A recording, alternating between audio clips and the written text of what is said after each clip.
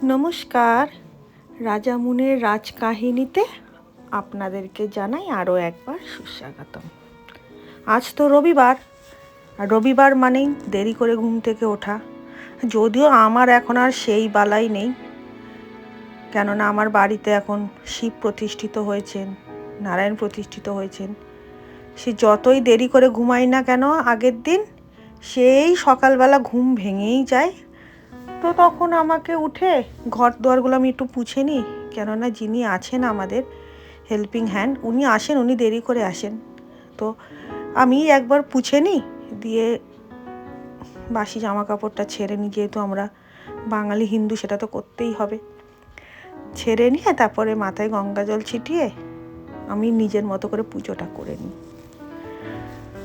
তবে আজকে না বেশি কিছু লাঞ্চে রান্না করব না।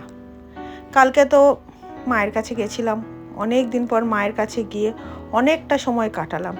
আমার বাবা মার খুব অভিযোগ, আমরা গিয়ে বাবা মায়ের বাড়িতে থাকি না বা অনেক দেরি করে যাই। তো কালকে সেই সুযোগটা পেয়েছিলাম, তো অনেকক্ষণ ছিলাম। তো মা কিছু তরকারি করে দিয়েছিল, সেইগুলোই নিয়ে চলে এসেছি। আর এইদিকে আমি একটুখানি ফ্রাইড রাইস বানিয়ে নিলাম ঘরোয়া পদ্ধতিতে, আর একটু চিকেন কষা। আর আমার ফ্রাইড রাইসটা আমি একটু আমার মতন করে বানাই। প্রথমে ভাতটাকে বানিয়ে নিই, আর তারপরে যা যা দিই, যেমন কী বলে ওই গাজর কুচি, ক্যাপসিকাম কুচি, একটু পেঁয়াজ এইগুলোকে আগে আলাদা করে ভেজে নিই, ওর মধ্যে একটু ডিম দিই।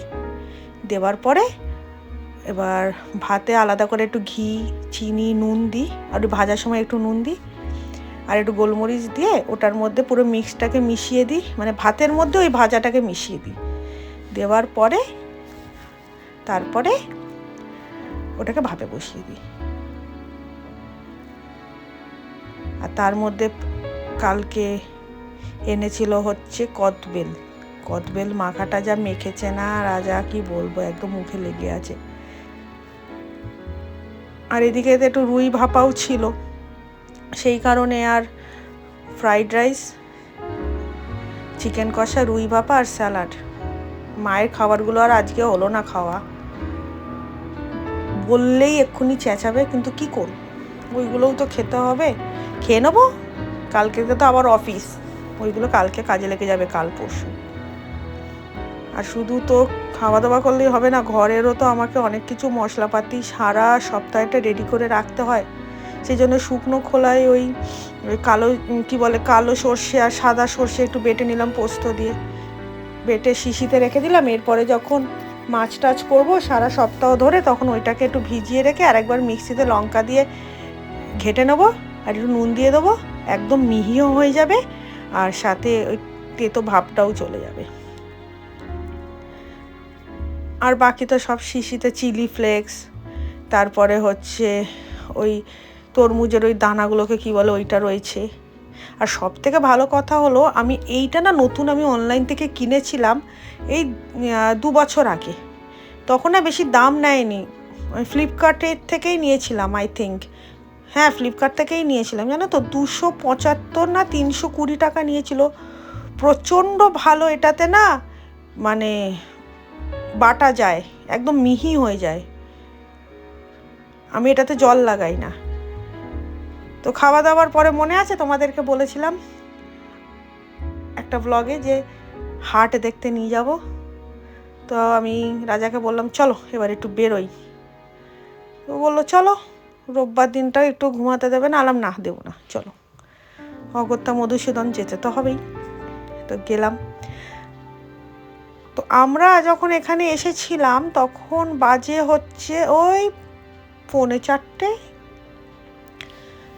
হাট অলরেডি বসে গেছে তখন 2:30 থেকেই। প্রথম দিকটাতে না আসে হচ্ছে যারা ওই সবজিপাতি বাজারে প্রতিদিন বসে তারা। আর এই যে এই জায়গাটাতে, এখানটাতে সাইকেল বাইক সব কিছু রাখা যায়, আমরা ওখানেই রাখলাম। রেখে এবার শুরু করলাম হাটের ভেতরে ঢোকা। প্রথমেই তো দেখলে কাঁকড়া, খৈনিও বাদ যায় না হাটে, ভাবো কি বলবো। আর সব কিছু আছে, কত রকমের মাছ, আমি তো অর্ধেক মাছ চিনি না, খালি দেখলাম। আমুদি আছে, গাংমোরলা আছে, রুই কাতলা তো থাকবেই, ট্যাংরা আছে, পার্শে আছে, খয়রা আছে,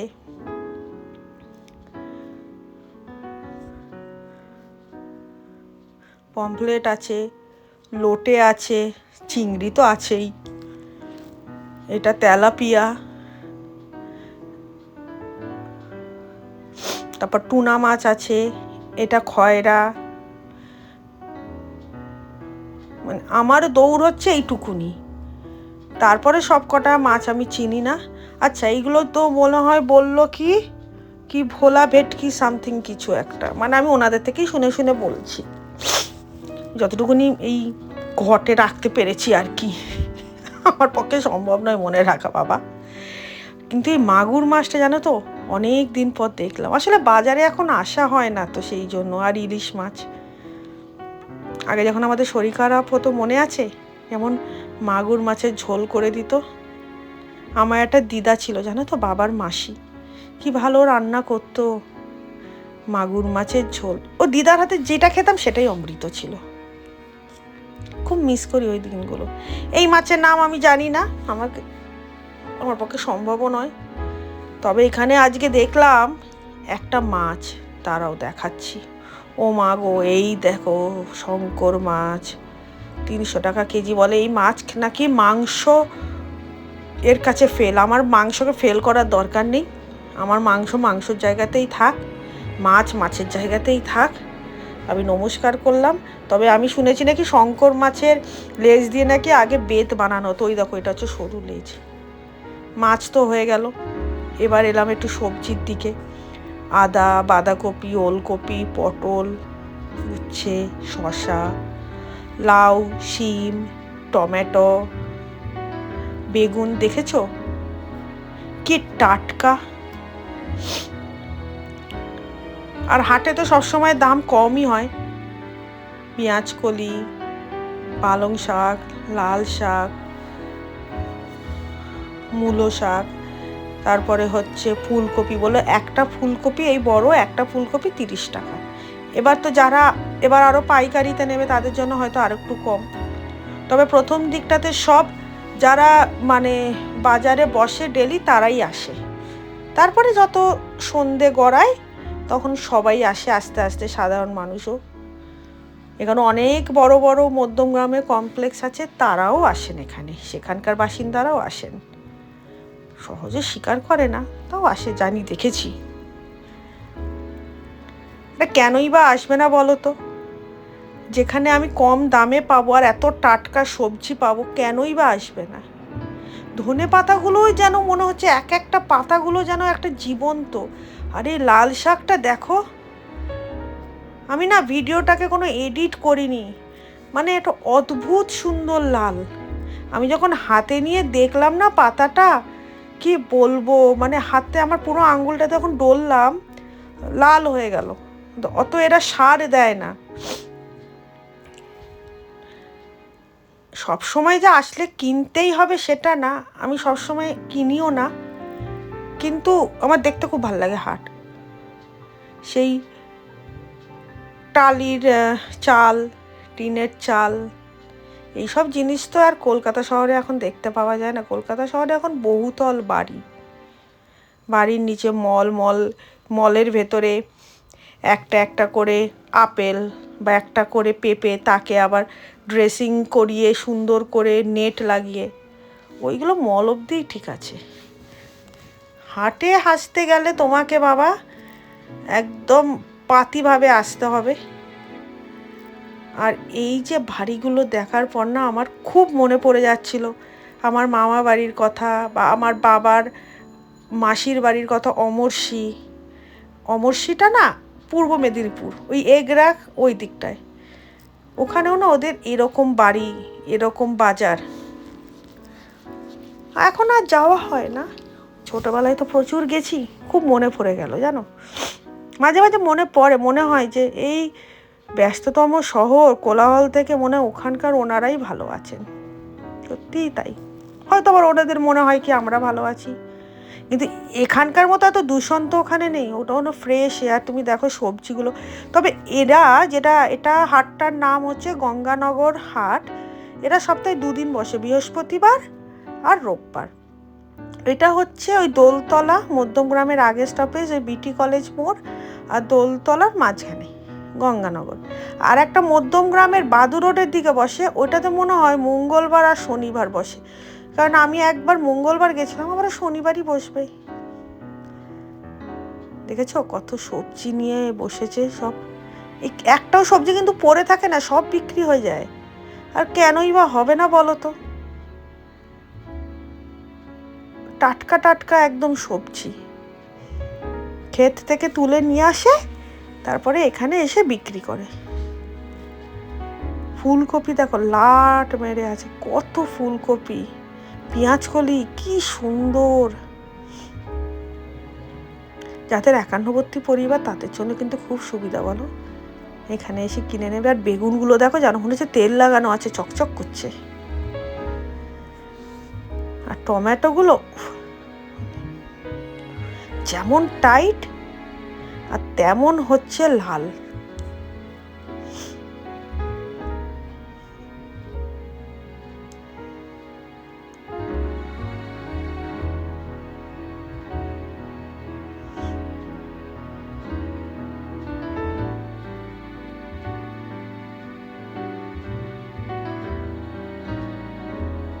তাও তখনও সব লোক আসেনি, যত সন্ধে হবে। ওই যে দেখলাম না গাড়ি রাখার জায়গা, ওরকম 2টো জায়গা আছে গাড়ি রাখার, পুরো বাইক সাইকেল পুরো ঠিক ঠিক করে, মানে রাখার জায়গা হয় না, তখন অন্য জায়গায় রেখে আসতে হয়।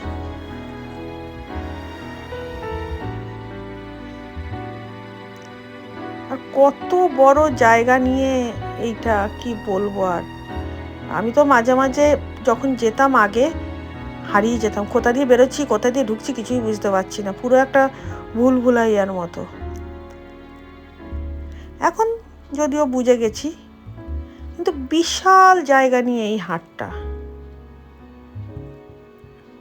দেখো সব এখন বাড়ি থেকে বা ক্ষেত থেকে এনেছে, সব বের করছে দেখো।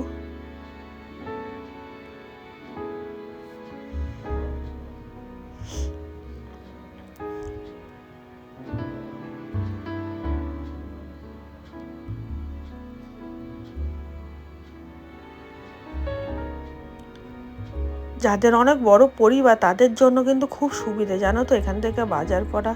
আর সবজিপাতির যা দাম এখন, আকাশ ছোঁয়া দাম, একমাত্র হাট থেকে কিনলেই মনে হয় একটু সস্তায় পড়বে।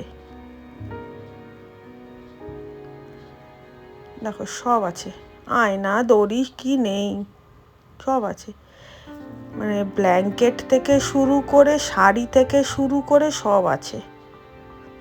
পেঁয়াজ খোলা, পেঁয়াজ মানে খোলা ছাড়ানো পেঁয়াজ, আদা, কাঁচা আদা, এই দেখো শাড়ি, কম্বল। কম্বল তো বললো 500 টাকা থেকে শুরু, মোটা কম্বলগুলো ব্ল্যাঙ্কেটগুলো, আর চাদর হচ্ছে 300 টাকা থেকে। দশকর্মার দোকান কি নেই।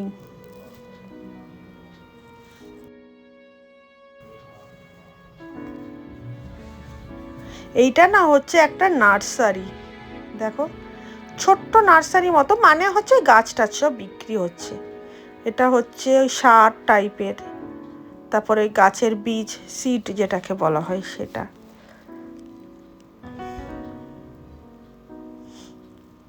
এই দেখো দেখেছো, এমনকি বটি, কাঁচি, তারপর আলু ছাড়ানোর ওই পিলার, প্লাস কড়া লোহার, তারপরে হচ্ছে বেলুন চাকি কাঠের, নারকেল কুড়ুনি সব আছে।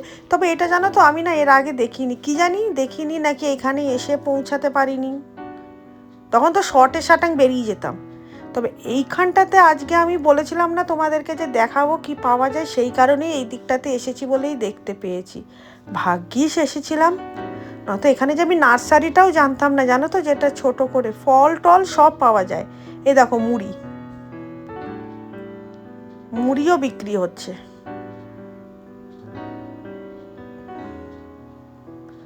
থরে থরে সাজানো, কত ফল, ঝুড়ি, বেতের ঝুড়ি, কুলো, মানে কি নেই সব আছে।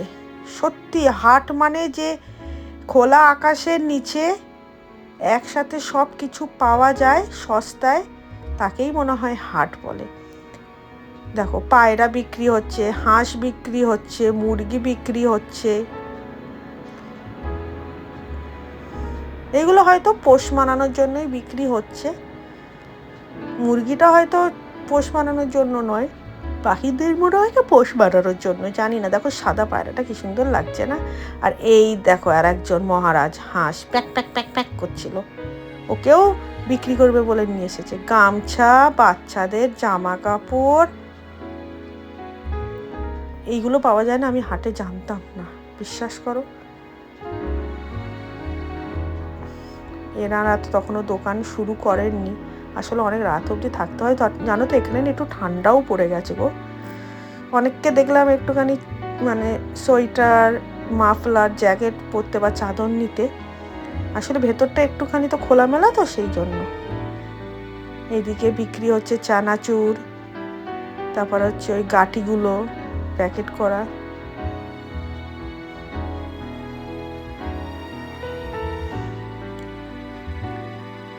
এক টুকরো কলকাতার মাঝখানে ছোট্ট একটা গ্রাম্য পরিবেশ, কি দারুণ না?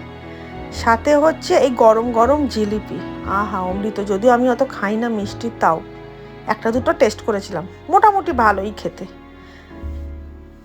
দেখো মিষ্টির দোকানের মতো বা আমি তো গুপ্তাসের মতো আশা করলে পাবো না বলো, কিন্তু চলনসই, মানে মুখ নাড়তে নাড়তে চলে যাওয়া যাবে।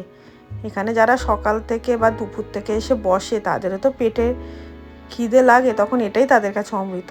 জুতোর দোকান দেখেছো, জুতোর লাট লাগিয়ে দিয়েছে, কি বিশাল জুতোর দোকানটা দেখো হাটের মাঝখানে।